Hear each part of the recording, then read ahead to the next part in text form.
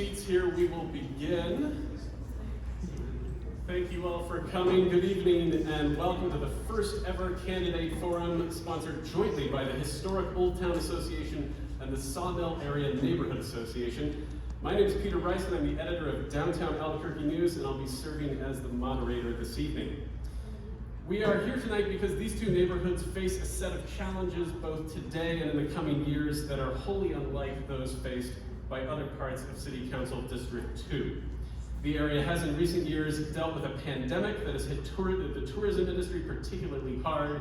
It has wrestled with questions of just what sorts of businesses are allowed to set up here and what buildings should look like. It has also seen a wave of new investment, and particularly in Sawmill, proposals to build several big buildings and fill them with new residents, new shops, and more visitors. This flurry of activity holds both promise and peril in equal measure, and the stakes are particularly high because for many, including many in this room, Old Town and Sawmill is much more than a place to do business. It is literally home. Old Town and Sawmill must of course navigate many of these challenges on their own, but in plenty of other areas, the city is and will continue to be a key partner. The relationship this area has with local government in general and its city councilor in particular could make all the difference in the world. In other words, candidates, we have a lot to talk about tonight, so thank you for being here. A few logistical matters first. The questions we will put to the candidates tonight originated both directly and indirectly from area residents, business owners, and property owners, but I have selected the final slate and chosen the final wording. And for the record, I'm working with, but not for, tonight's sponsoring organizations. I'm a volunteer, just like all of their tireless board members here this evening. Unusually for forums like this, the candidates have actually been given the questions several days in advance. We've done this because the questions are unusual as the neighborhoods represented here tonight, and we wanted to give the candidates as much time as they needed to research and really get into the weeds on these issues. Now to the rules. Our three candidates will each have 2 minutes to answer questions, including opening and closing statements. A time limit that will be ruthlessly enforced by myself and our timer, Sarah Mancini, over here. When you see the yellow card, in fact, could we do a little demonstration? The yellow card goes up, it means you have 30 seconds left. The red card means your time has expired. And because this is a forum and not a debate, we hope that the candidates will focus on answering the questions so the audience knows your exact view on an issue. However, if a candidate decides to directly challenge another candidate, there will be a 45-second rebuttal allowed. That said, our hope is to spend as little time on challenges and rebuttals as possible. The reason people are here, of course, is to listen to your answers and to these important questions that affect both Old Town and Sawmill. I would ask the audience to please hold your applause until the very end of the forum so we can be sure to hear at what every candidate has to say and keep the forum to time. We're shooting to have you all out of here by 7 or 7:15 so that Hotel Albuquerque can have their room back. The candidates were randomly selected for their seating position up here, and we will move questions from left to right. That's your left to right. Each candidate will get a rotating chance to answer questions. So let's meet our candidates this evening. To our left here is Moisés González. He's a board member of the EDo and Huning Highland Neighborhood Association. In the middle is Loretta Naranjo Lopez, the president of the Santa Barbara Martíneztown Neighborhood Association and a board member of the Public Employees Retirement Association. And to our right is Joaquin Baca, a board member of the Middle Rio Grande Conservancy District and the president of the ABQCore Neighborhood Association. So without further ado, let's proceed right to opening statements. Mr. González, you were up first, 2 minutes. Good evening, it's nice to be here. My name is Moisés González. I'm the only American-born son of Cuban immigrants. I was raised in San Antonio, Texas, where I went to public school. I graduated from the University of Texas at Austin, banged about a bit, and then ended up in Albuquerque some 30, maybe more than 30 years ago.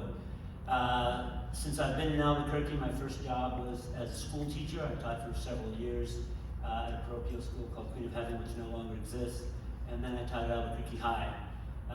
In the meanwhile, I was having 3 children who were all also products of public school, Longfellow, Jefferson, and Albuquerque High. And in part because of my role in taking care of them, I was able to take some time off and go back to school, and I got a film degree, and I've been a documentary filmmaker since 2003, when I started my own production company. Although I had the pleasure of making some full-length films, a lot of the work that I've done has been with nonprofits here in New Mexico, including the Middle Rio Grande Conservancy District, the University of New Mexico, and dual language education in New Mexico, which has been my biggest contract in recent years. I was very hurt, as many of us were, by the shutdown that happened during the pandemic, but I'm still here and kicking. Apart from being the president or vice president of the Huning Highland Neighborhood Association, I'm also on the EDo board. I've lived in the district the entire time that I've been in Albuquerque. I first lived up on Gregos, then moved downtown to Roma, and now I'm up on Walter in Huning Highland. The reason that I'm running is partially because my parents as immigrants, as you may know. And that's all the time we have. Okay. Mr. Gonzalez. Sorry. Mr. Naranjo Lopez, you're next. Good evening, everyone. Thank you for inviting me. My name is Loretta Naranjo Lopez. I'm a native Albuquerquean, and I'm currently the president of the Santa Barbara Martíneztown Neighborhood Association. The reason I'm running for city council is that I love Albuquerque and I love my district. I'm passionate about working in the community, and I have direct experience, so I'm able to get into the job and understand it very well. I worked for 15 years in the planning department, and I dealt with land use issues, so I understand resolutions, ordinances. I not only read the documents, I analyzed them for the Environmental Planning Commission and the City Council. In 1992, I was the president of the Greater Albuquerque Housing Partnership, and during that time we built affordable housing in Martíneztown. We built San Ignacio Court, High and Cordero, and then the Bridge Point apartments in the west side.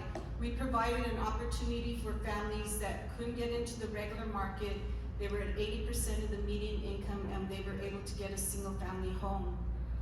I was also the ASME Local 3022 first president. I organized with others so we could get decent raises and benefits, and I drafted our first contract with the city and was a steward. I lobbied at the legislature for workers' rights and benefits, and I also was the treasurer for the ASME retirees. I am the New Mexico Para board member since 2015. I provided $8 billion of value for the fund. I have also been organizing in the community since 1990 as a leader and organizer in my neighborhood. Recently, we did groundbreaking on the Santa Barbara Martíneztown Community Center. The association has been asking for a center since 1990 when I started working on it. Thank you, Mr. Naranjo Lopez. I'm afraid your time has expired. Mr. Baca, 2 minutes. Buenos tardes. I want to start by saying thank you to everybody for coming out. It's 9/11, it's an especially important night for all of us. I especially want to thank everybody who helped organize this. These take a lot of time and energy. So Sarah and JJ Mancini especially, thank you, appreciate it. As all of you know, my name is Joaquin Baca, and I'm running to be an advocate for our families and our neighborhoods. I'm a father, I'm a hydrologist, I'm a veteran, I'm a longtime downtown Albuquerque resident. And for those of you here in Sawmill and Old Town, I've been your representative on the Middle Rio Grande Conservancy District since 2017, where we manage the river, the bosque, the trails, the acequias, all the things that we love. And I share your beliefs that we need to work together to make Albuquerque more sustainable, safe, and equitable. I believe in hope, I believe in the possible, and I believe we can do things simultaneously. We can work to reduce crime and homelessness, and we can invest in the quality of life for our families and our future, for the things for our kids and our communities that bring vibrancy and move ourselves forward. And I know that progress can be frustrating and change can be hard to see. And so we need to work on that progress, to accelerate it, make it so that we feel that change when we're at home, when we're at work, and when we're taking our kids to the park. And so my priorities are our family's priorities. 1, reduce crime and homelessness. 2, we need to build more housing while protecting our historic neighborhoods. And 3, we need to tackle climate change head on. I look forward to speaking to all of you tonight. Thank you. All right, we'll proceed to our first formal question of the evening, and that is, how do you think about Old Town and Sawmill's unusual role and place in the larger city, both culturally and economically? What is its significance? Ms. Naranjo Lopez, you're first. Old Town and Sawmill are important for tourism and play a vital role in Albuquerque during the Balloon Fiesta, other Albuquerque events, and throughout the year. I would support for the promotion of sustainable tourism practices that respect and preserve our cultural and natural resources. There should be preservation of historical landmarks, neighborhoods, and cultural districts, and festivals that showcase our diverse arts and cultural scenes. Local artists should be able to sell their goods, and otherwise it becomes just another mall and not authentic New Mexican arts and crafts. We want to have a balance to maintain Old Town and still do viable commerce. Old Town has a cultural, and then I just wanted to say that it has a cultural significance to the people who have been here for multiple generations, from the fiestas to opportunities for local Native American and other ethnic groups to sell their art to local community members and tourists who are seeking authentic New Mexico art. Thank you. Mr. Baca. Thank you. Son el corazón de la ciudad. I mean, this is the heart of our city. You know, we're super lucky here in District 2 that we have multiple historic districts, Martíneztown, Morelas, but we have the original town site, and that's unique, that's special. I mean, that doesn't happen in cities of this size or bigger. They're gone. And so we have an obligation to protect what we have, to take care of it, and to help it grow and move forward into the future. So I take that responsibility very, very, it's important to me. Having said that, it's our economic hub, or our economic tourism hub, so to speak. And so I really commend the business groups that have come together and brought it back after COVID. There's a lot of energy down here, and I really love coming down here now. And you can see people taking that second look, staying here later. There's more vibrancy, there's more diverse things to do down here beyond just museums and the daytime touristy things. And so we really got to work to protect those things and keep it moving forward. And of course, given that it's a tourism hub, we really got to work on some of those basics that you would do for anything. You know, work on helping marketing, tying it into other events throughout the city. When people come here for the Balloon Fiesta, they need to know what's happening, and not just that Old Town exists, but what's happening here and how it ties in better. Security, obviously.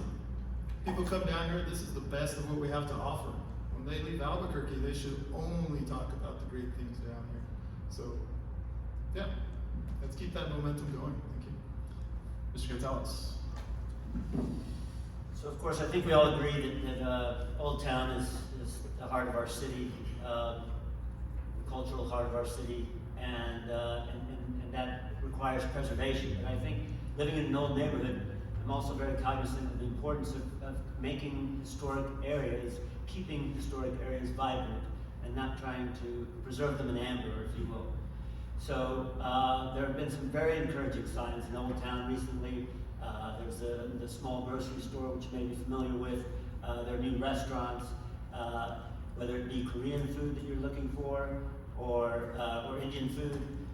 So there's a lot of things that are happening, and I think that those are very important in order to keep Old Town from becoming some stale version of what old Albuquerque was. So I'm very encouraged by that. I think that also works in conjunction with what's going on in Sawmill. I was actually on the Planning Commission when much of what has been built in Sawmill in the last few years was being built, and it came before the commission. Most of the projects I was very excited about. It's an area that has a lot of space, and we have to make sure that we don't waste that space. Recently, actually in the downtown Albuquerque News, there was an aerial of downtown that showed that over 30% of the footprint of downtown is surface parking.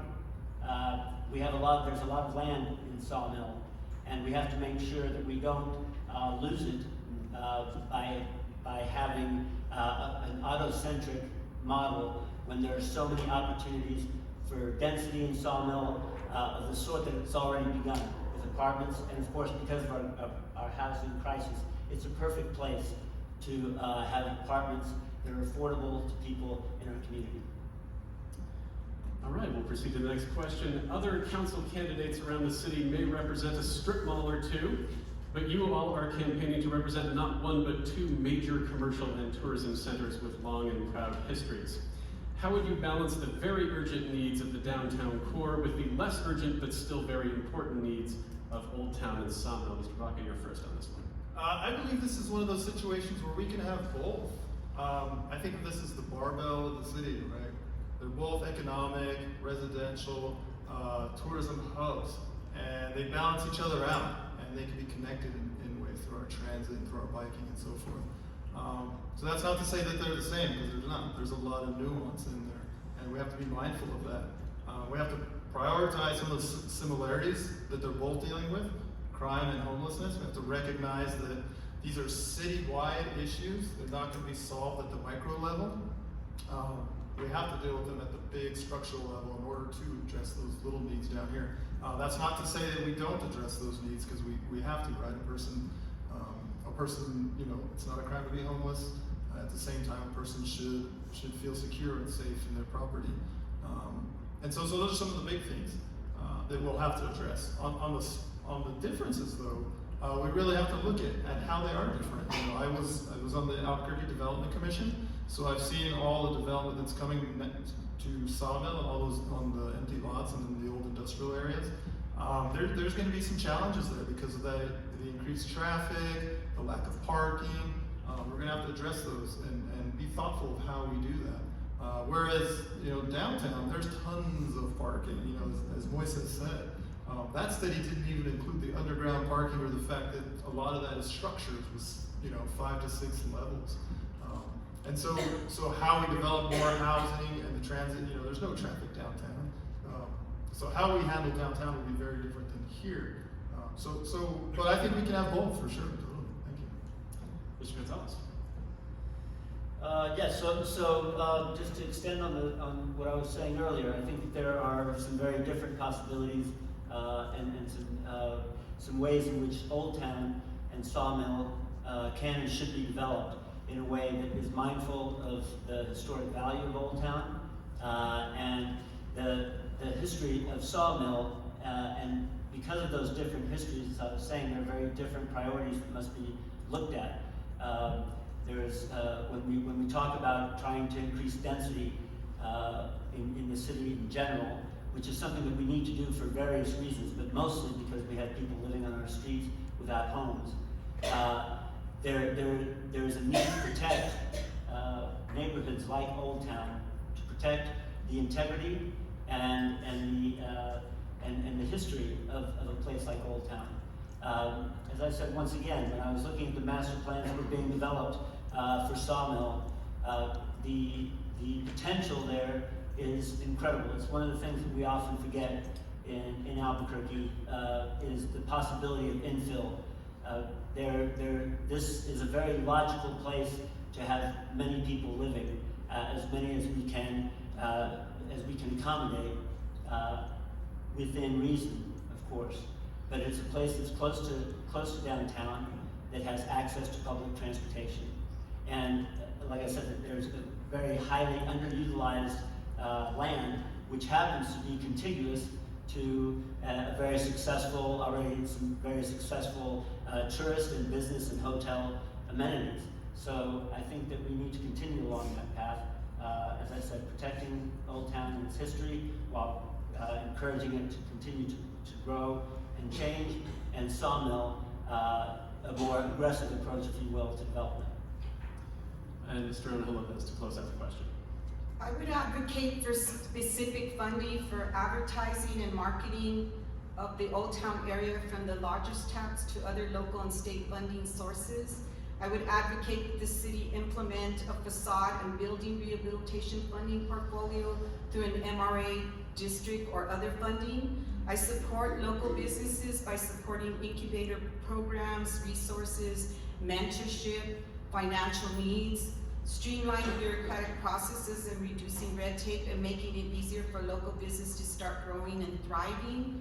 And I would encourage the consumption of locally produced goods and services through public awareness, campaigns, buy local initiatives, and preferential procurement policies for the city government. All right, we'll proceed to question 4 here. What do you see as the larger potential of Old Town and Sawmill, and what roadblocks do you see as being in the way of reaching that? We'll start off with Mr. González this time. The roadblocks, I think, are roadblocks, let me start off with Sawmill. When looking at the master plans of what was first built in Sawmill, there were a couple of problems, I would say, or a couple of shortfalls, in that there were areas that had potential for more density that were looked at as areas for single-family housing. I think it's important to remember, a lot of people don't know that there are actually single-family residences in Sawmill, and that those houses and those residences need to be protected as well. But the potential, once again, I know I'm repeating myself, but the potential of Sawmill is to make it a more urban setting, to have more density within Sawmill, to have to take all that industrial land that is completely underutilized, and put people in housing in this area. I think it's possible to do that, and I think it's possible to do it in a responsible way. The other part is that when we're talking about safety for tourists, or when we're talking about whether an area is attractive to tourists, that having people on the street, having people actually walking around, is something that makes an area vibrant. It's one of the things that we enjoy about going to Old Town, is that when you go to Old Town, you actually get to walk by people. It's not a auto-centric space, right? Because there's very little space for autos to be in.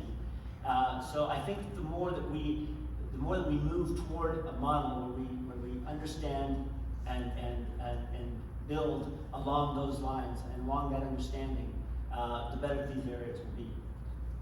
Mr. Lopez. I see Old Town as the central tourism place, and what gets in the way is outside investors are buying up the property and no longer providing local authentic New Mexican items. The other issue is the perception that Old Town is not a safe place to visit.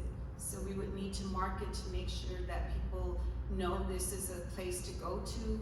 There's a lot of different things that they can buy, not just t-shirts and other things. They can buy other items there that they may like. So we need to really market Old Town, I would say. All right, Mr. Baca.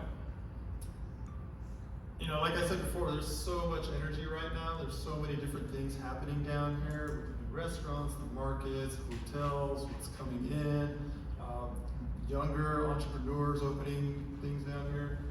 We need to work to keep that moving forward. And we have to be mindful of protecting that historic character, keeping it in place, protecting the residents who already live here, who've been living here, so that their kids can still live here, and for more housing. And so some of the roadblocks, I mean, the first obvious one is the actual roads. You know, traffic it's increasing down here. It's only going to get worse as it becomes more dense. So as part of the you know, I'll talk more on this later, but you know, the roads, we need more traffic calming measures. We need, you know, more protected bike lanes.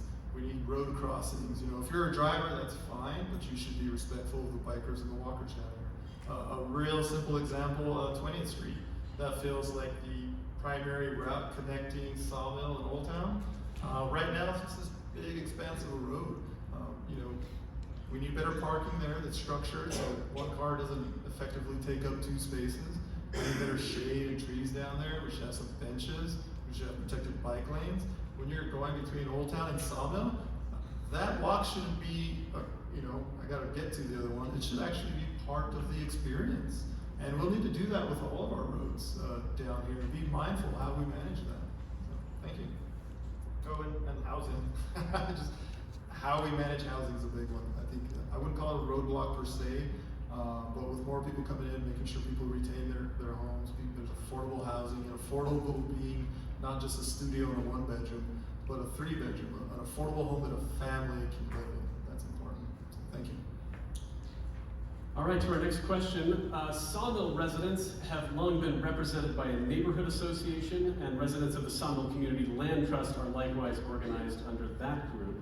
Old Town has had a property owners association for many years, but recently also formed a neighborhood association of residents, property owners, and business owners. What weight would you give such groups when making decisions? How do you plan to keep in touch? And what would you need from them to make a success of your first term? Mr. Naranjo, we'll start with you. The Old Town and Sawmill residents, neighborhood associations, and businesses play an important role in representing the interests and concerns of their respective neighborhoods and business districts. When making decisions, I believe it is essential to consider the perspectives and inputs of these community groups, their firsthand knowledge of the local issues, and their ability to mobilize residents, property owners, and business owners can provide valuable insights.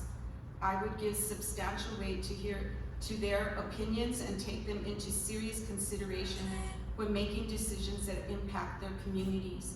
To ensure effective communication and collaboration, I would plan to establish regular channels of communication with both the Sawmill Neighborhood Association and the Old Town Community Associations. This could include attending their meetings, participating in community events, and actively seeking their input on matters that affect their areas. In order to make a success of my first term, I would need the support and collaboration of these community groups. I would request their active involvement in providing feedback, sharing concerns, and proposing solutions that align with the best interests of their neighborhoods. By working together, we can create a stronger sense of community, address local issues effectively, and achieve positive outcomes for all residents, property owners, and business owners in the area. Mr. Baca. So this is a great question. One of the things I really, really love is that all three of us up here are presidents or longtime members of our neighborhood associations. Moisés and I were on the same association at one point because we used to be neighbors.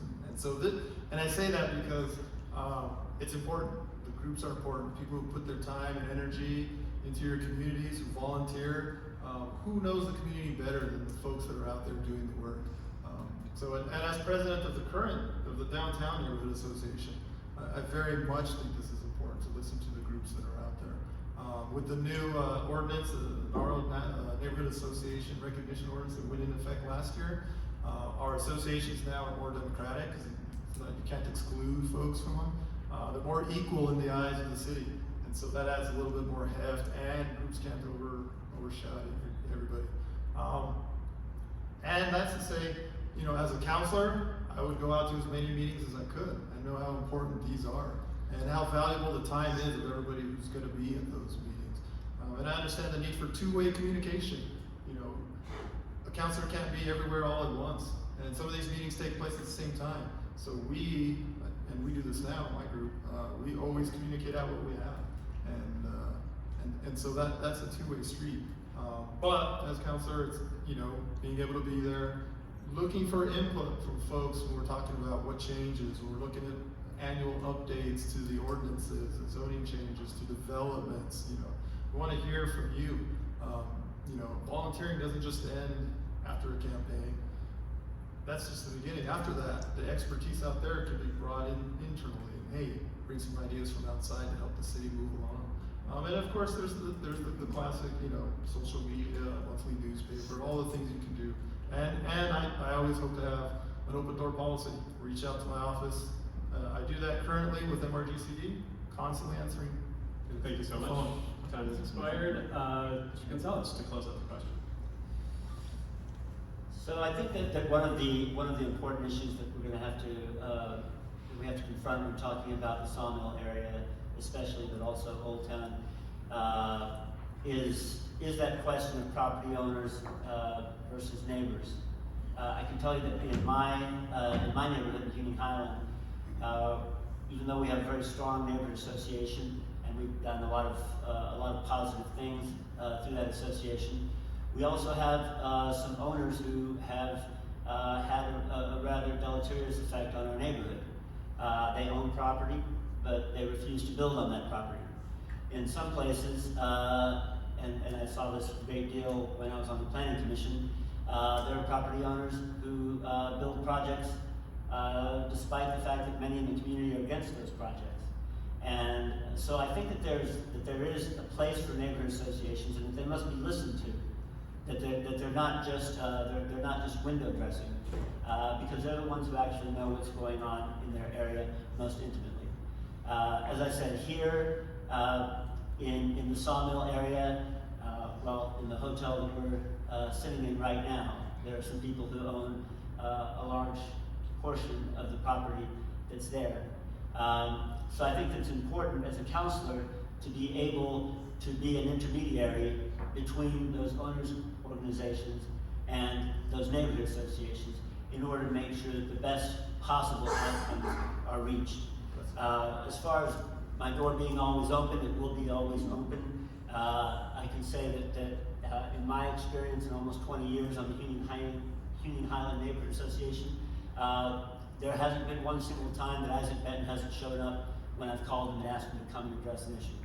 So I give him respect for that. Thank you very much. Next question. This community's relationship with its city councilor is important, but so is its relationship with the city administration of the day. What would you see as your role in making sure that relationship is productive and respectful? Mr. Baca, you go first. You know, we here, we have our system of government is modeled after Washington. We have two equal branches of government, our council and our mayor, similar to Congress and the president. And we have to work together collaboratively, but we also have to hold each other accountable. And that's important. Currently, where I serve at the MRGCD, we have a system similar to the county. For those of you who remember, just recently there was a thing to change our current government to a weak mayor structure.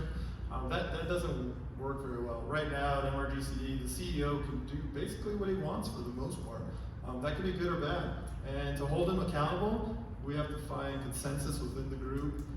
And then it's part of the yearly, his annual review, because he's our employee. He's not our equal to work with. And so having that ability to hold each other accountable is important. But most importantly, being collaborative. We have to work together. We have some really strong, big issues, and you cannot fix those on your own. We all have to work together.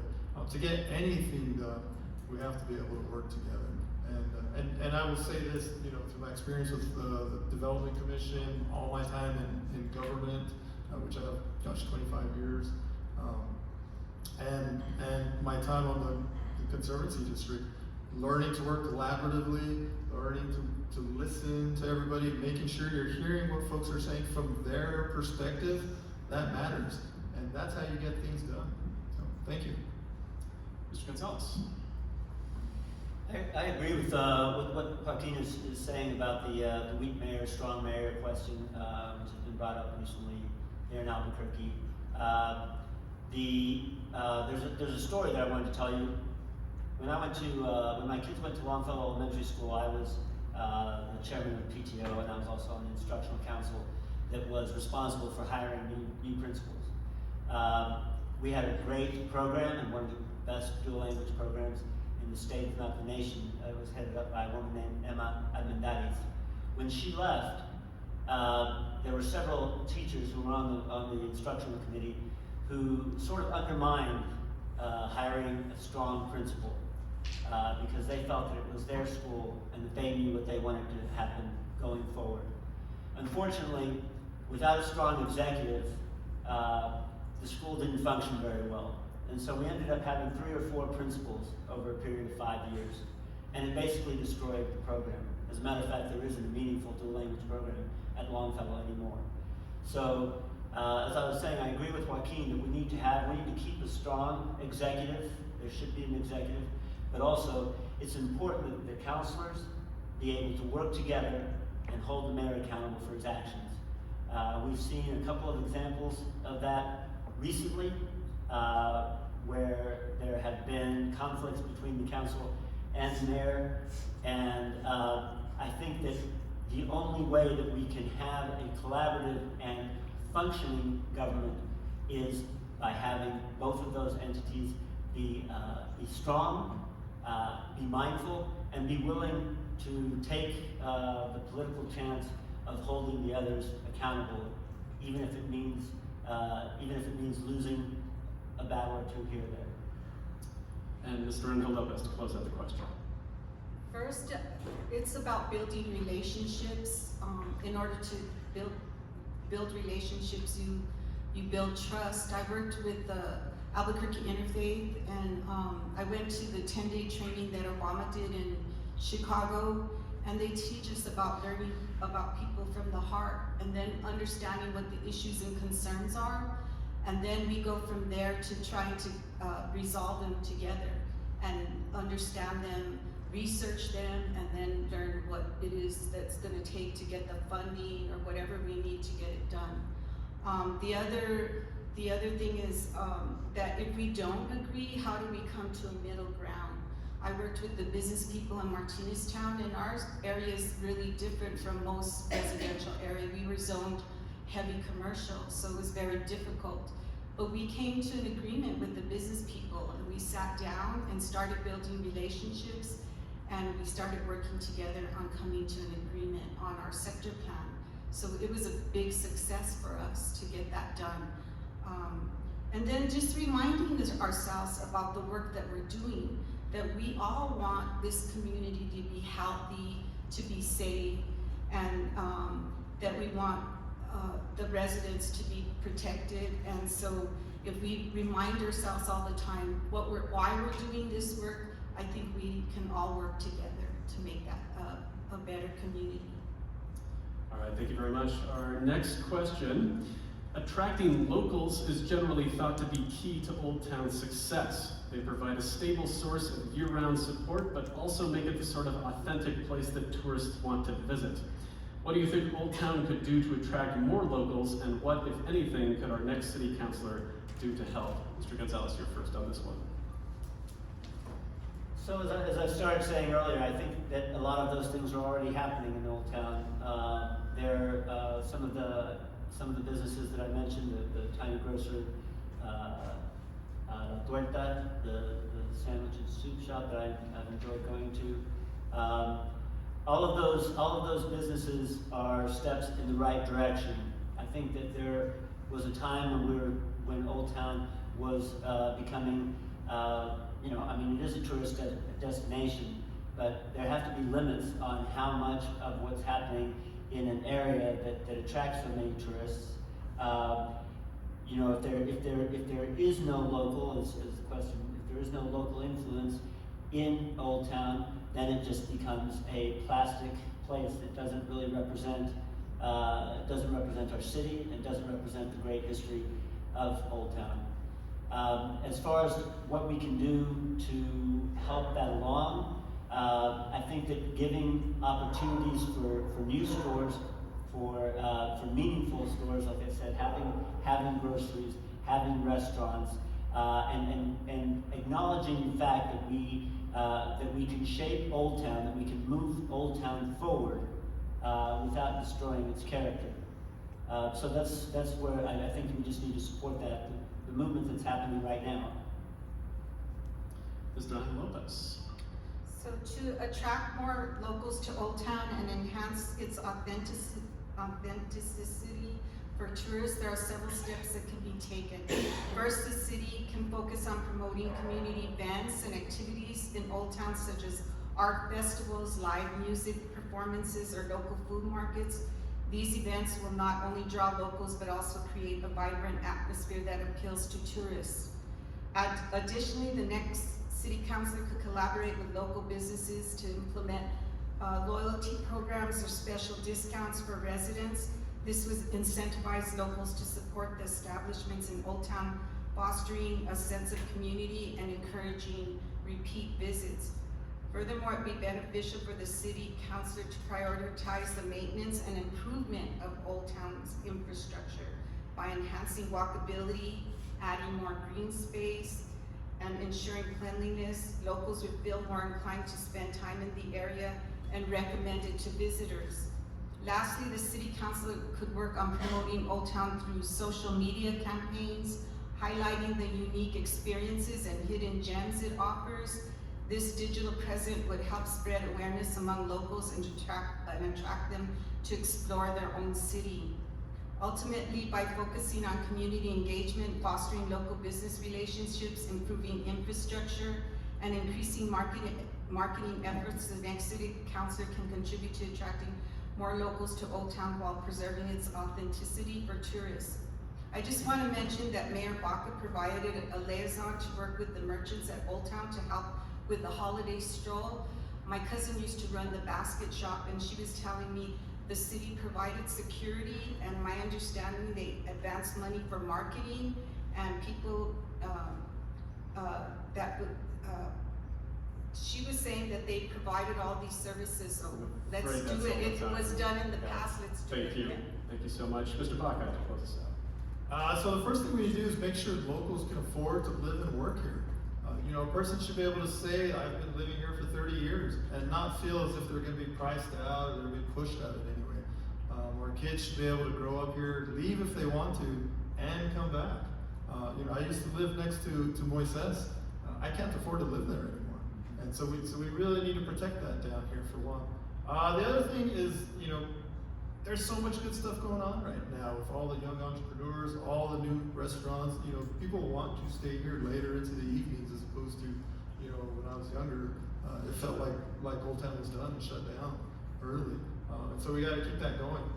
Part of that is also, you know, maintaining some of those historic events, Las Posadas, the tree lighting, the shop and stroll, some of those things that root us to who we are, but also some of the new events that we can bring in, you know, those constant events that bring in locals to get outside, but also bring in tourists to experience it. And then we have to look at some of the things that need to be within any vibrant community, you know, gyms, banks. You don't see those down here. When they opened up the Silver Market in my neighborhood, that was huge. Just being able to walk to a full grocery store that's not going to be overpriced in some way made my life so much better, especially with 2 young kids. You know, it's like, it's dinner time. What am I going to make? There's a frozen pizza. So that's something we have to make sure we address that. You know, as much as I love Sawmill Market, it's a pretty amazing place. I don't go there as often as I could, and part of that is the cost, especially when I take my kids with me. We need some of those middle price type of restaurants and places to visit. So thank you. All right, moving on. Security is an ongoing concern in Old Town and Sawmill. There are problems with theft, people harassing visitors, and drug dealing. Merchants and property owners also routinely deal with people going through grave mental health crises. APD and ACS response times are so long that Old Town has recently hired private security financed by voluntary contributions, and they can generally respond in less than 15 minutes. What could you do as a city councilor to help Albuquerque get to the point where this would no longer be necessary? Mr. Lopez, you're first. Well, as I mentioned, Mayor Baca provided security before. The city of Albuquerque needs to provide a security officer every 7 days of the week. That's what they used to provide. And Old Town is a huge gross receipt tax area. The city needs to go back to provide this security. Furthermore, the city needs to have a strong enforcement and have increased access to recover services for the city's population of prisoners and other at-risk individuals. House the homeless with brand new facility housing apartments, the top-of-the-line care and medical service to treat their illnesses and provide counseling and other needs that they have. The business community, GABA, have already provided their recommendations. They have recommended a program from Daytona, Florida. There's also Rhode Island, which provides services in their prison with mats, and also outside with a legitimate nonprofit, Kodak, a nonprofit organization that has been around for 50 years that provide methadone, Subsidone, and Vivitrol. Medication that deals with the addiction. Get one, Kodak. No one is asked to live in the street in tents in Rhode Island. The homeless are given a chance to get their lives back in order. So we need to start providing programs that are gonna work, and we've seen it in Daytona, Florida, and Rhode Island. Let's replicate those programs. Mr. Baca. So I want to start by commending Old Town for being able to provide that security. Not all communities can do that, and so that's helpful. Last week I went on a ride with APD. I went with 2 officers for the day. Go see what they're doing, what's actually happening. And during that, we answered 2 calls in Old Town and Sawmill. One of them was a domestic disturbance, in Sawmill, and one was a homeless individual disturbance at the church here in Old Town. And the first one, there was a threat of violence, so they prioritized that call, and 2 other police officers showed up to make sure, for safety reasons, which was understandable. And we were there probably 40 minutes, making sure everything was good and everything finished fine. So I felt pretty good about that. And the thing is that those 4 officers there were only 5 officers for the entire Valley Command at that time. And Valley Command is basically fits very closely to District 2. And so by the time they finished that, the individual at the church, we couldn't even get to that. And I mean, that person was gone, even though we walked around and talked to various individuals, and it was too late. And so that speaks to another thing. You know, the Albuquerque Community Services department recently started to deal with non-violent issues. That would have been a great opportunity for them to be involved. And so there can be an improvement of communication between APD and ACS, Police Department and Community Services. But they're also new, so they're standing up, so there's going to be difficulties there. And it's also important to note that a lot of these issues, crime, homelessness, and so forth, these are citywide issues. I mean, we have to deal with these at a structural level before we can hope to solve them at the lower level. And that's not to say that it's not important at the micro level, right? You know, homelessness is not a crime. These people need compassion, and people's property, they should know that they'll be safe and protected. Thank you very much. Mr. Gonzalez, to close up the question. So, as I was saying, that in building in Sawmill and trying to get a greater density of housing there, anywhere in the city where you have a situation that there are people that are unhoused, you're going to have the problems that we're talking about. A lot of people think that people are unhoused because of their substance use issue, that they're unhoused because of their mental illness. Those things exacerbate the crisis, but they are not the cause of the crisis. The cause of the crisis is the fact that there's not enough affordable housing.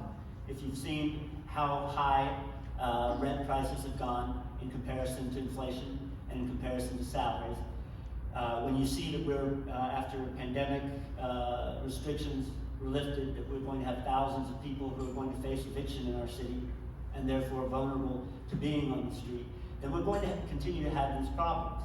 As I said, if you're unhoused, many people that become unhoused actually don't have a substance use problem until they are on the streets, because it's a lot easier to sleep at night if you drink another pint of dog ice vodka or take another tablet of fentanyl. That also leads to crime. The crime that we have seen all over the city. We recently, a gentleman died at MDC just a couple of days ago. You might have seen that in the paper. So we really have to deal with housing if we're going to deal with these issues.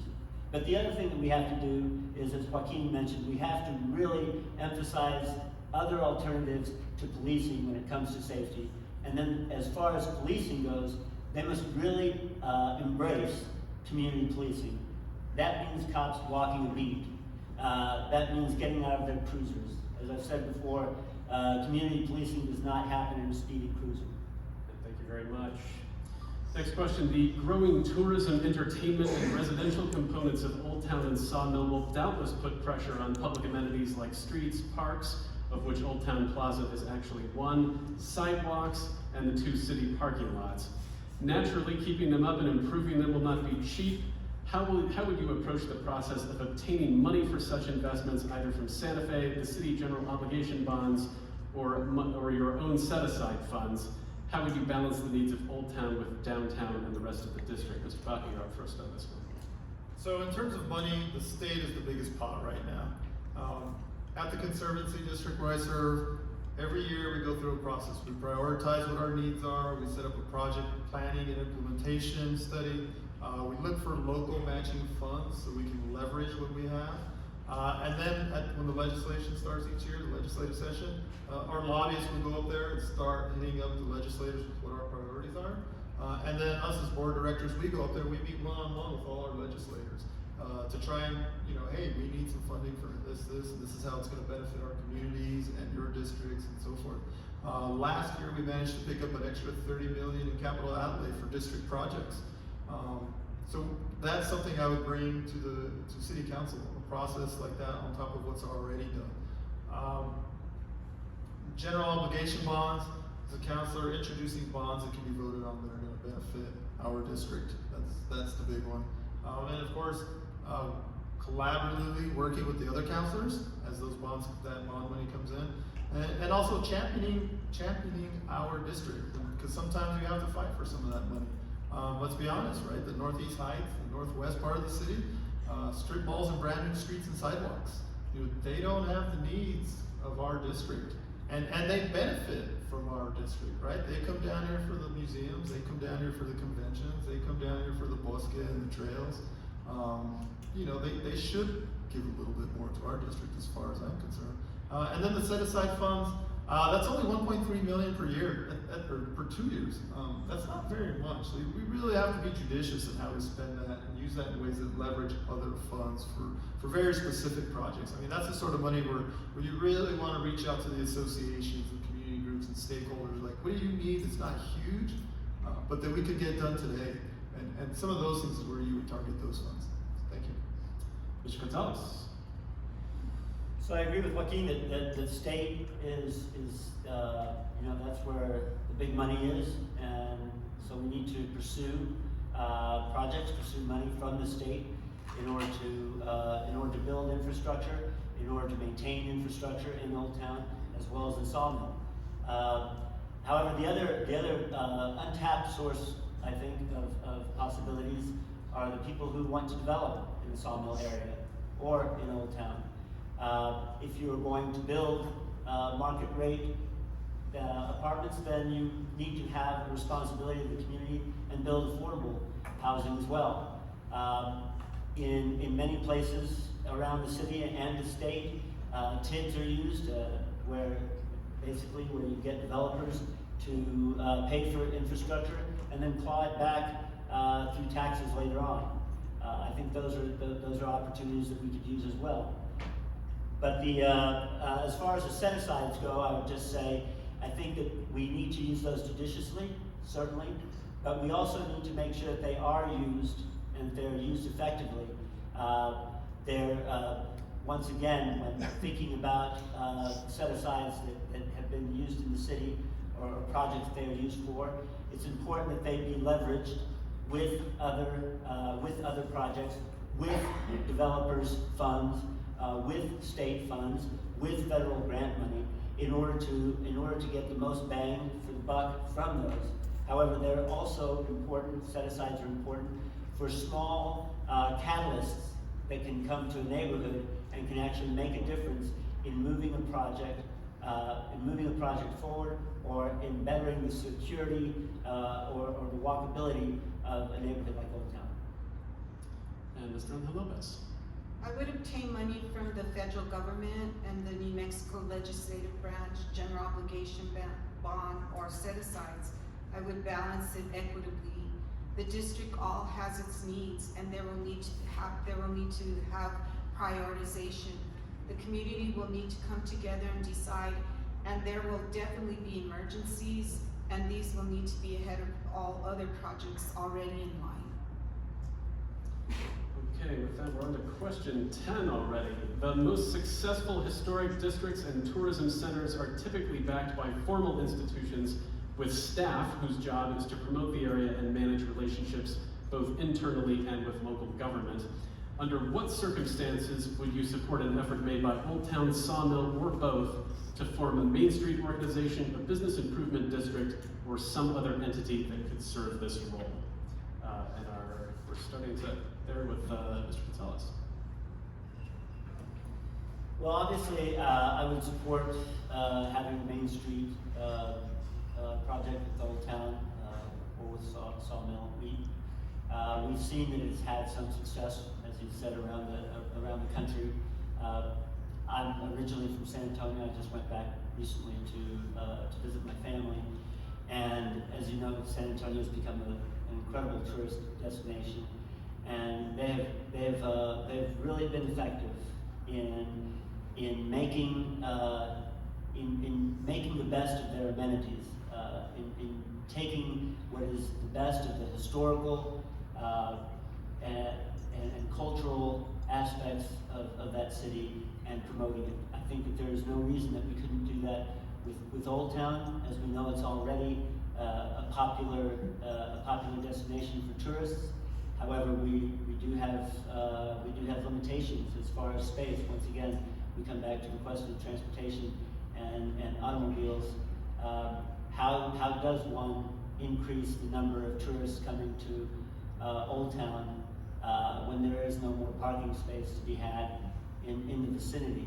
And also, just as in downtown, in other parts of downtown, and certainly in Sawmill, I would reemphasize that whenever we try to expand surface parking as a solution to trying to get people into an area, what we end up doing is creating dead space that is uncomfortable to walk by, dead space that is a place where bad things can happen. And so we need to find some new solutions. We need to find some better ways of dealing with those issues. And I think that having a paid staff, having people that can actually look at these issues and try to deal with them would be very effective. Thank you very much. Ms. Naranjo Lopez, you're next. I support the Main Street program. We have several that are going on in Albuquerque. There's a successful one in the South Valley. Every Friday they have an event and they bring all the community there. It's at the Dolores Huerta Park, and they've been very successful in bringing the community together. So I support the Main Street program, and Old Town has been asking for a lot of support for a long time, and this is one of the ways to get their support. All right, Mr. Baca. This is one where all three of us are in agreement. Main Street, right? That's a state initiative that allows you to tap into those state funds that we just talked about. Putting together a business improvement district. We're trying to reestablish one in my neighborhood to be able to address some of these issues. Last year in my role as director of the Conservancy, I helped work with the legislature to pass Senate Bill 251. And what that bill did was it allows communities throughout the state to set up metropolitan redevelopment areas, and within those zones, you can use a portion of the GRT for development, economic development. And that isn't like a TID, it has to be infrastructure. In this case, you could do it for small storefront grants, you can do it for sidewalks, you can do it for facades, you can do it for, I mean, there's just, actual building structures, housing, businesses.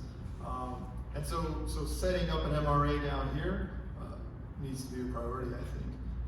And so all these little initiatives, I think I'm 100% supportive of. Thank you. All right, moving right along. If elected, would you push to change the present rules governing alcohol or cannabis sales in Old Town? Why or why not? Ms. Naranjo Lopez, you're first. I don't see any reason to change the rules. I have not heard anything that we need to change it. If there is any reason, it would need to be discussed with all parties involved.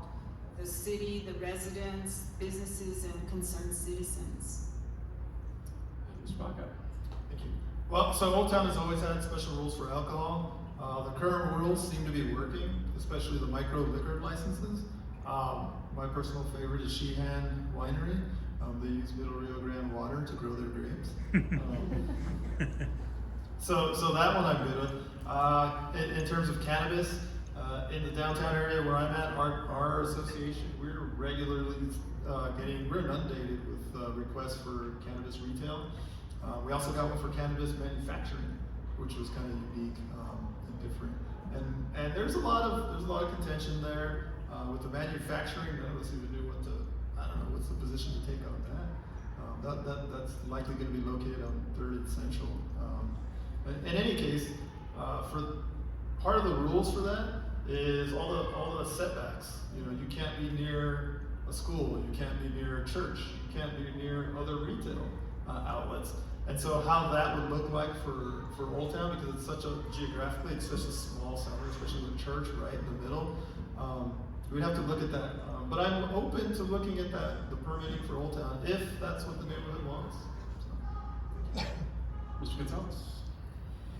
So I don't see any reason to change the rules around alcohol in Old Town or Sawmill. I don't know if there has been any outcry from the neighborhoods to have any change made. If there were some outcry from the neighborhoods, and I think it would be time to take a look at it if there was something that was happening that was untoward and bothering the neighbors.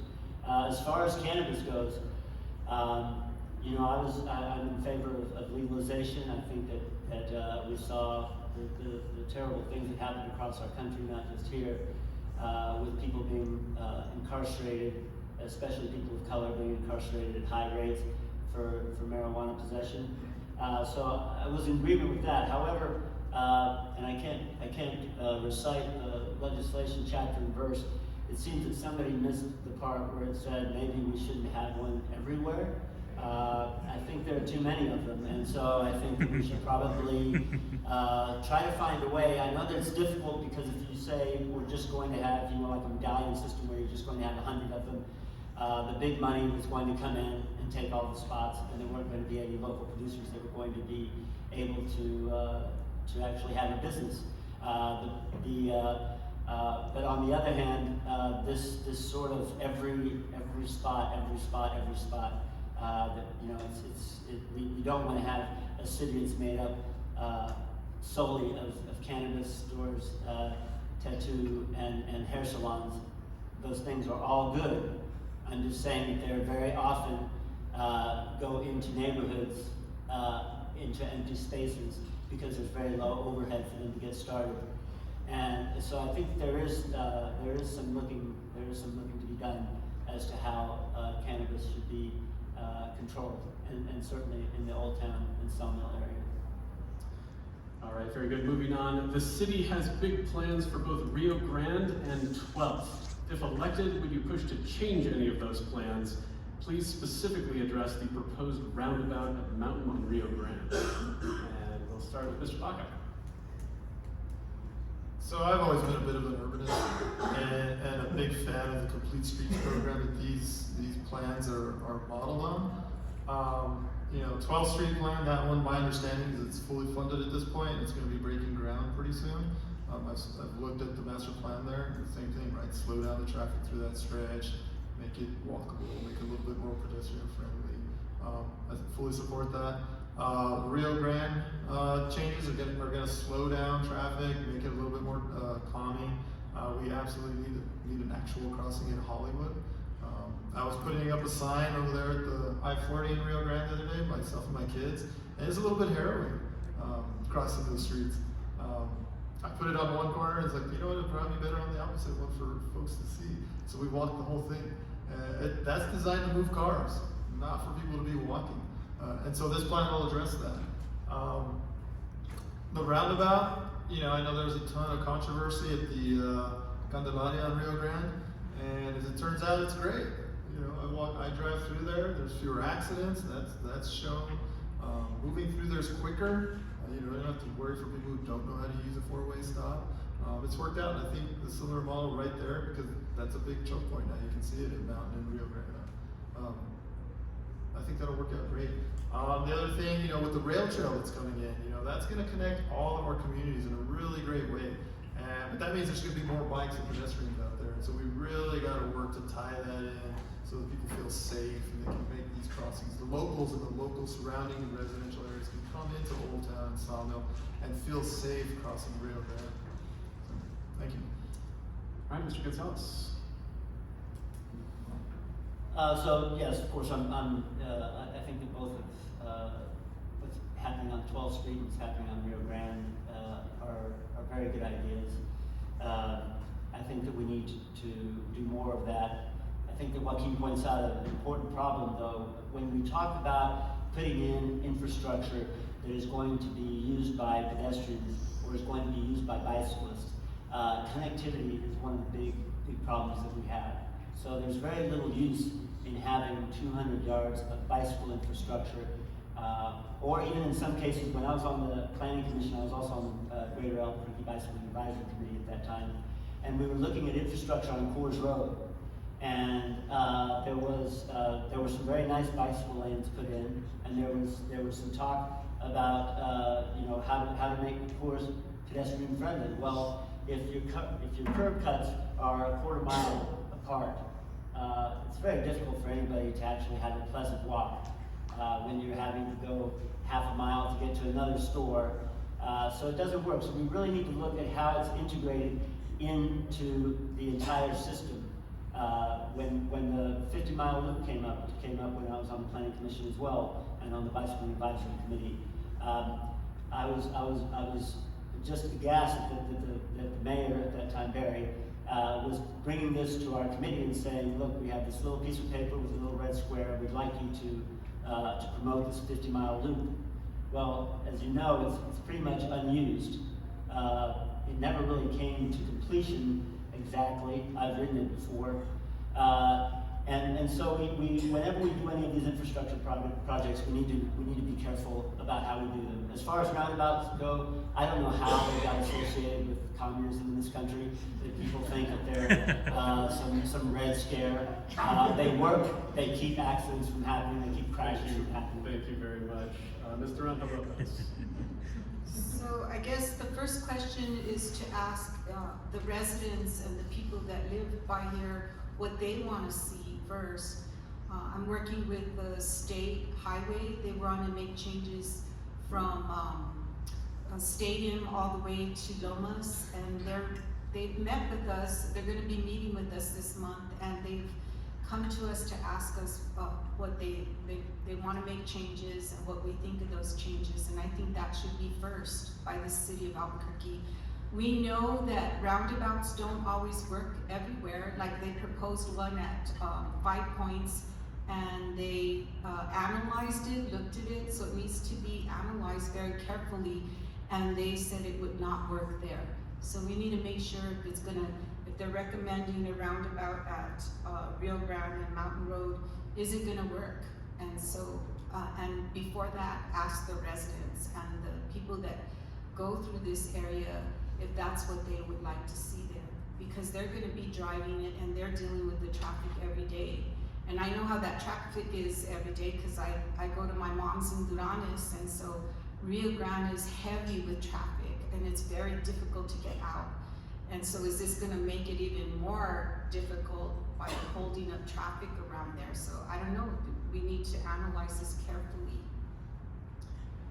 All right, we'll continue on this topic of traffic and streets, but this time focusing on Bellama and Mountain. What balance would you attempt to strike between the need to get vehicles efficiently in and out of the area and the need to create pleasant and safe places to walk and bicycle? Mr. Gonzalez, we'll start with you. Just like I was saying before, that friction is always going to be there as long as we are prioritizing automobiles over human beings. And I know that sounds like a radical statement, and mostly everybody probably came here in a vehicle. But I think that we need to fight back against the idea that Albuquerque is now and forever will be a car city. It doesn't mean that we're going to throw away our cars tomorrow and that we're all going to be riding around on electric bikes.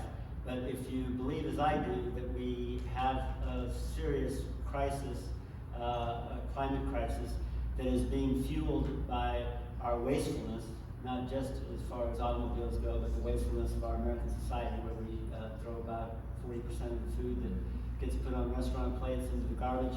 I mean, we really have to make some serious changes. The theme of my campaign has been "No podemos esperar."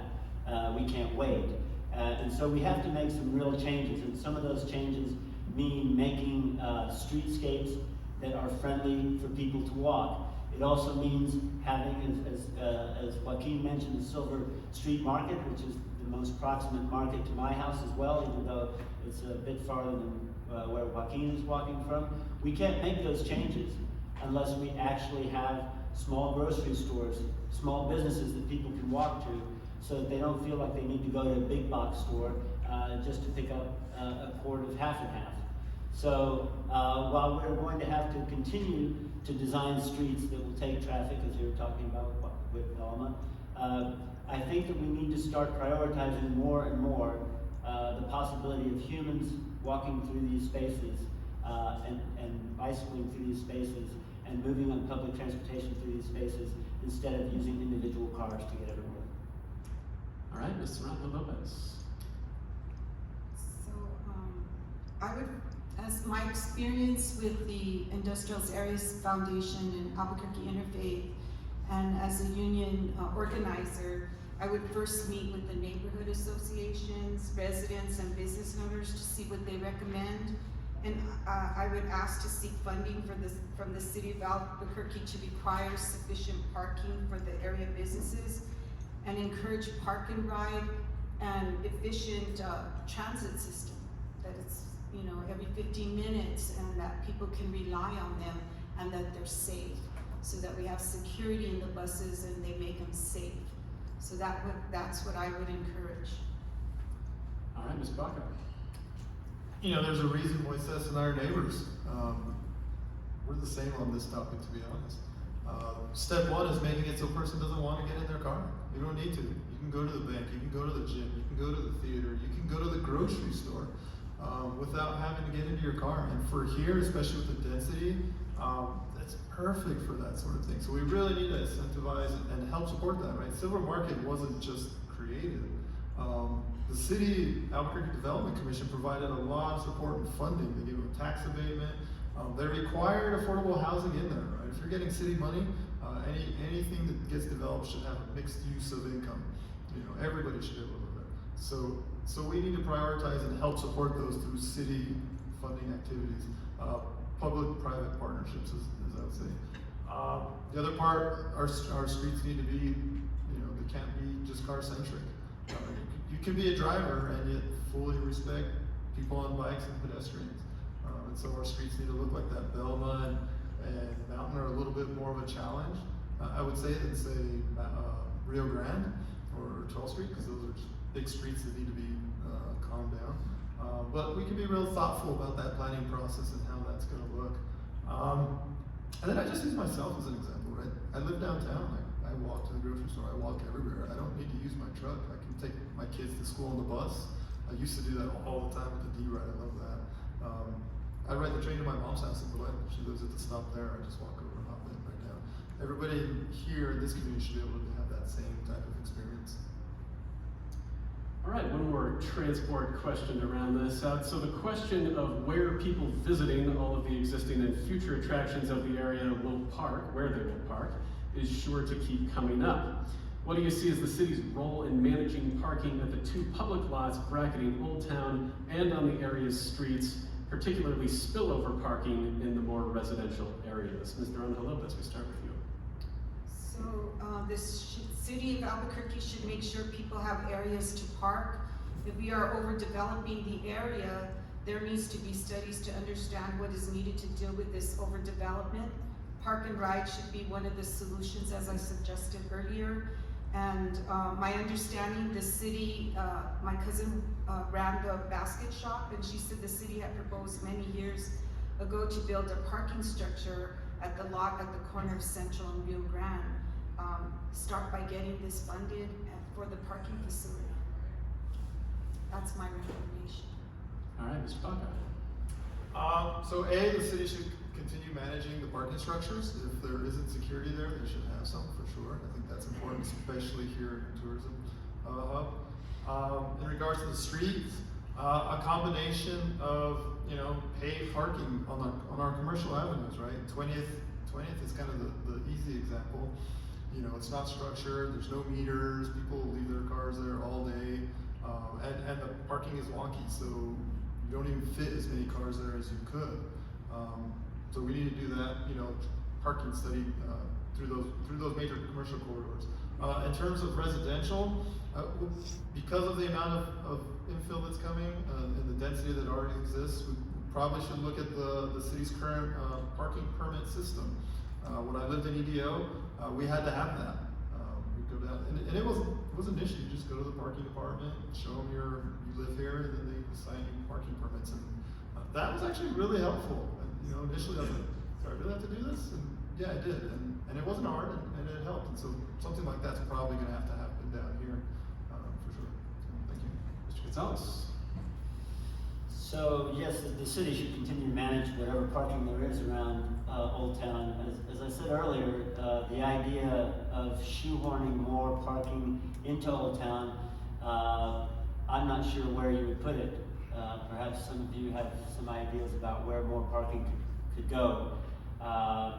You know, parking structures, I would say that like having a parking structure on Central and Rio Grande might help ease the problem, but then it's also a little difficult because of the aesthetic of having a parking structure on that corner looking into Old Town.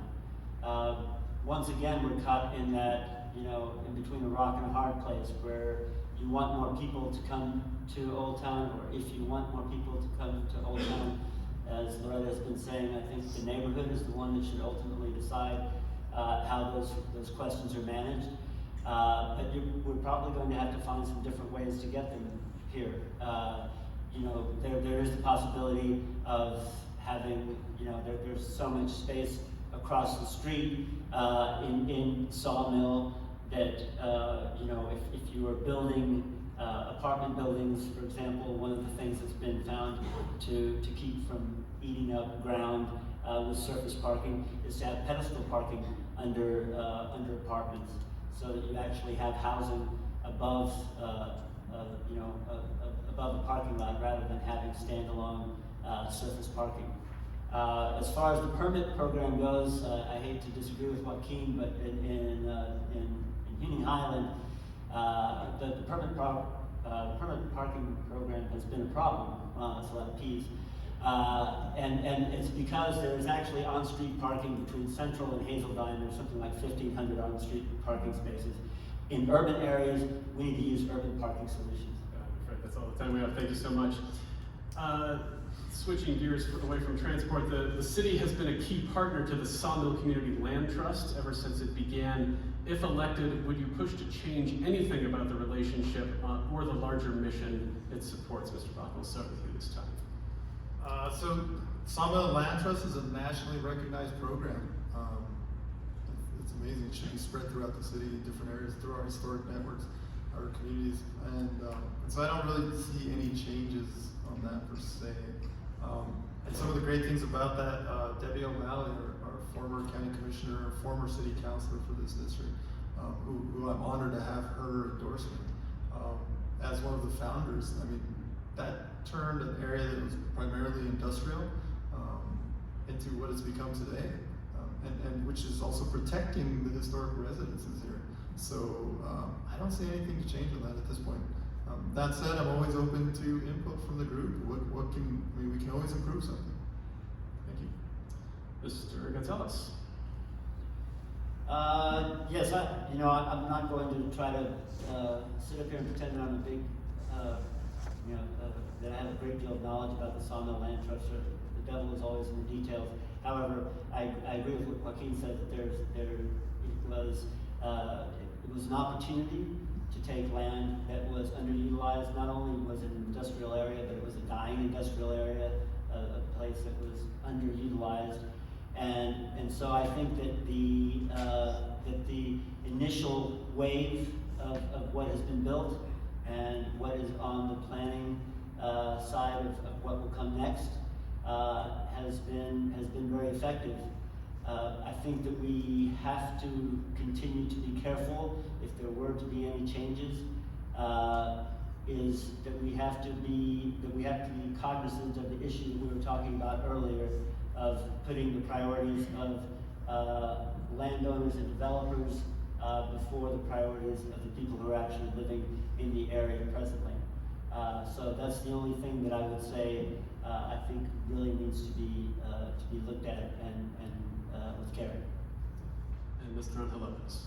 I was on the Pocket of Poverty in 1990 with Debbie O'Malley and other people regarding our areas, and so I was first to see the Sawmill Community Land Trust start up, and to me it's very important to all of us. And yes, I would like to make sure we continue to provide affordable housing for the community.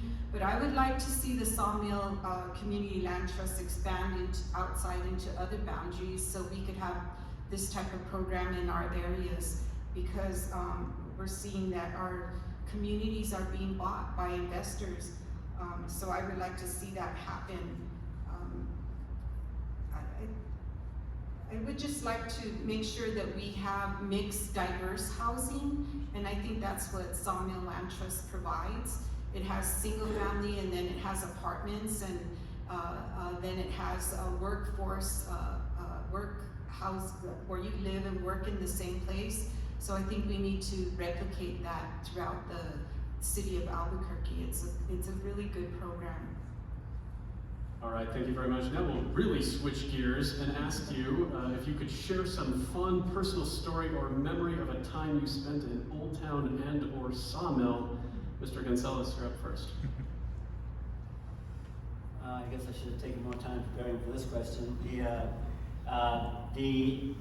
The first time that I ever came to Old Town was not long after I moved to Albuquerque. As I said, I was living up on Riegos near Rio Grande, and I would say that the most enjoyable part of that first visit, apart from the church, I remember walking into the church, but was coming around the corner and finding that Virgin Mary carved into a tree. And that really caught my attention. It's, for me, it's something that really represents New Mexico. I'm a great lover of the bultos that carvers make here in New Mexico. And so I guess that's what made the biggest impression to me the first time that I was in Old Town. Mr. Lopez. So I've been going to the fiestas every year for San Felipe de Neri fiestas, and I enjoy them. I get to see people from all over the community that I know. And then also, every year we would go to the holiday stroll with my girlfriends from 3rd grade. I went to school with them in South Broadway, and we go every year and buy Christmas gifts, and then we go have dinner either at Monica's El Portal or Church's Cafe, enjoying that. And then also I go to the Explora with my grandson. I've been going there since he was a baby, and that's a really good place for the children. And across the street, the History Museum. And then the Albuquerque Museum has a music night on Fridays, Saturday nights. They have music, and it's a real nice time for people. And then I go now with my grandson and walk the area while he plays with his friends in the park, and it's nice because you can see them and walk around the park and not feel that they're gonna get lost somewhere, that you can be able to see them wherever you're walking. So I really enjoyed T-Way Park, and so it's a nice area for people to walk, and I've never felt unsafe, so we need to make sure that people know that it's safe in that area. All right, Mr. Baca. So 2 quick stories. First, when I was like 18 or 19, I was a broke college student. There was a Claude Monet exhibit at the Albuquerque Museum that came to town. And I don't know why, I'm a scientist, numbers brain, I'm also colorblind. But I scraped together the dollars to go see that show. And I saw his sunflowers. And it just really struck me. The colors were just so vibrant. It just seared in my brain. And since that time, and I think for all of us here, sunflowers in New Mexico, they're special. They're unique. Maybe not unique, but special to us. And so that's always been part of my thoughts of down here. The other thing, for several years I worked as a public school teacher, and I have 2 kids. And so during the summers, I was able to be a full-time dad. I was fortunate to have that experience. And the schools gave us passes to Explora. We bought a pass to the Natural History Museum, and I spent hundreds of hours down here. I got to go to the Natural History Museum full time when my kids were in their dinosaur phase. We all know that time period. So just that whole time period, you don't get that back, and it flies by quick. So that's one of my memories. All right, speaking of time flying by quick, we are at closing statements. This is your chance for general wrap-up, summaries, topics you'd like another crack at, final pitches, that sort of thing. Mr. Naranjo Lopez, you're up first. I, Loretta Naranjo Lopez, is a candidate for District 2, and I'm asking for your support and vote. I'm the most experienced candidate. I've been working in the community for 15 years, as I said, and I have direct experience working with the City Council. So I'm ready for the job. I've been organizing in the community since 1990. I have, as a planner, we're trained to listen to your issues and concerns. As an organizer, we're trained to listen to your issues and concerns and look at what the resolution is and find the funding for it. And so I'm ready for the job, and so I'm asking for your support and vote, and I thank you for this time. And I just want to let you know how I feel that Old Town is very important to this community, and I'm willing to work hard, and I've shown how I can get the job done. We recently got a community center. It's on construction now. We're working on getting our community garden and open space. In October, we'll be doing groundbreaking. We did the Marble Pump Station. We were dealing with 50 years of flooding, and we completed that project. It cost the community $18 million to do that project, but it's up and running now, and we're very happy about it. So thank you again for this opportunity, and I hope I can count on your support and vote. Mr. Baca. I just want to start by saying thank you. I know everybody in this room is invested in making Albuquerque a better place. And I know that's true of the three of us up here. I have no doubt that no matter what, all three of us are going to continue to work for our community at the end of this. And I'm running because I believe I have the experience. I have over 25 years of public service. I've worked in government at all levels. Currently, you're representative on the Conservancy District. I have the ability to work collaboratively and get things done. And I just want to mention I'm honored to have the support of our local elected leaders here in District 2. Former Commissioner O'Malley, Representative Javier Martinez, Senator Martin Heinrich, Congresswoman Melanie Stansbury. I have the support of our unions, the firefighters, AXME, the carpenters, and organizations like Mom Demand Action and the Sierra Club. Trust me in my leadership abilities. And so, ultimately it's going to take all of us to get this together, to get through these things and help our community. And so I hope I've earned your support, or will earn your support. I'm very much open door right now if you want to talk to me. Thank you. And Mr. González.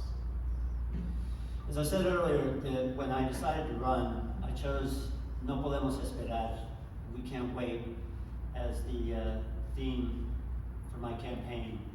The events of the last couple of days is something that I'd like to talk to you about briefly, and that would be the public health order that the governor just put out. I know that that's a state issue, but it impacts us very much directly. As you know, the standard that she set for that public health order really only includes Albuquerque. No podemos esperar, to me, what that means is that I feel that I see our city nibbling at the edges of issues too often. And if there's one issue that we have been nibbling at the edges of for too long, it's guns in our community. When talking about public safety, I like to say public safety for whom?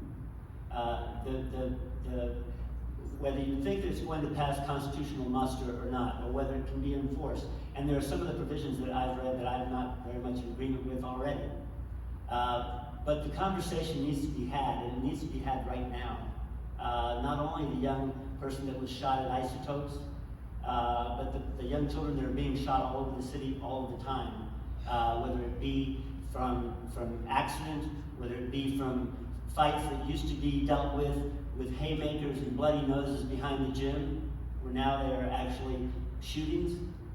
I think that we need to address all these issues directly, and I applaud the governor for having the wherewithal to at least make a statement, to at least start a conversation that needs to be changed.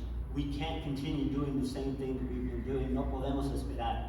And whether it be on that issue, whether it be on public transportation, or whether it be on housing. I promise you, what I will do is I will do my best, and I won't wait. And that's all the time we have for the question and for this evening. I want to thank each of the candidates for their participation. I know the campaign trail can be a pretty grueling process.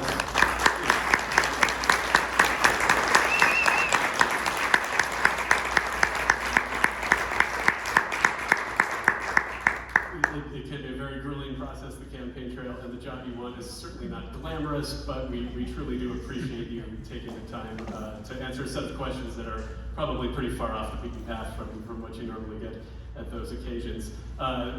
Please join me in giving a round of applause. We've covered that, so.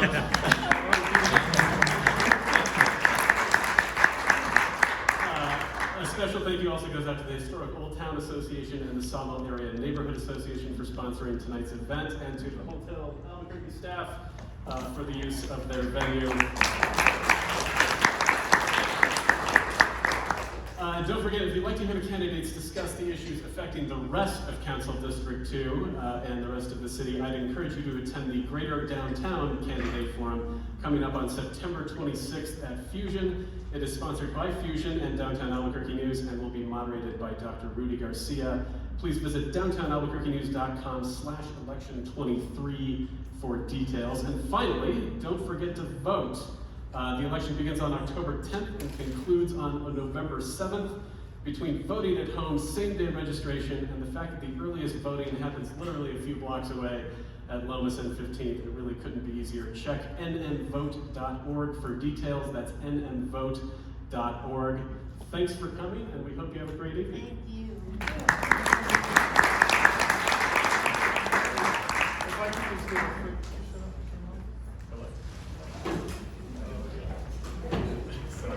Hello.